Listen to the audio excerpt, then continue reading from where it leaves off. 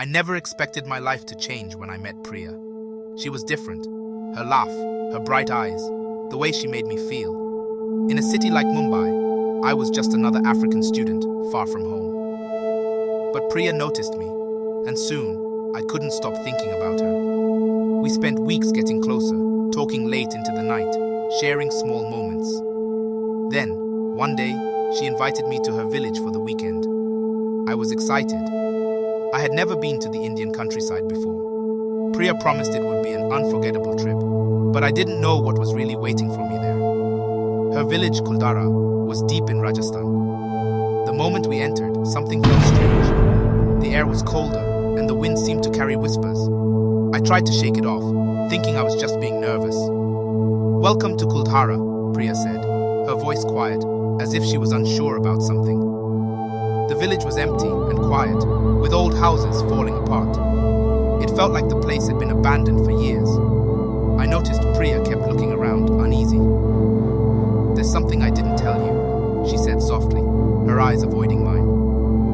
Before I could ask, an old man appeared out of nowhere. His face was wrinkled, and he looked at me like I didn't belong there. He spoke to Priya in their language, his voice rough and low, but he never took his eyes off me.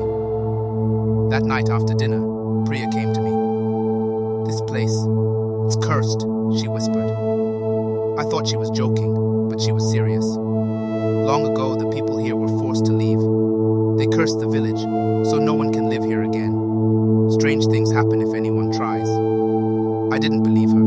It sounded like a scary story to frighten outsiders. But as the night went on, I started to feel uneasy. At first, it was just small things, a soft knock at the window, but no one was there. Then I heard a voice whispering my name, but it wasn't Priya's voice. Lying in bed, I couldn't sleep. The air grew colder, and shadows in the room seemed to move on their own. Then I heard footsteps, slow, heavy steps, circling the house. At first I thought it was an animal, but these footsteps were too slow and deliberate. The steps stopped outside my door. My heart raced as the door handle slowly turned. I jumped up, fear taking over as the door creaked open. No one was there, but in the darkness, I saw a figure, faint but real. Its face was hollow, and its eyes seemed to glow dimly in the night. I couldn't move, frozen by fear.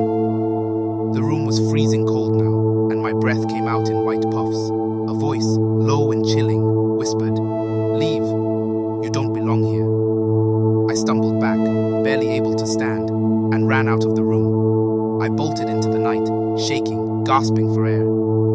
Priya found me near the edge of the village, trembling.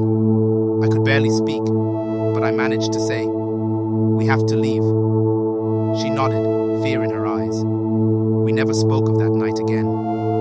But even now sometimes, in the silence of my own room, I still hear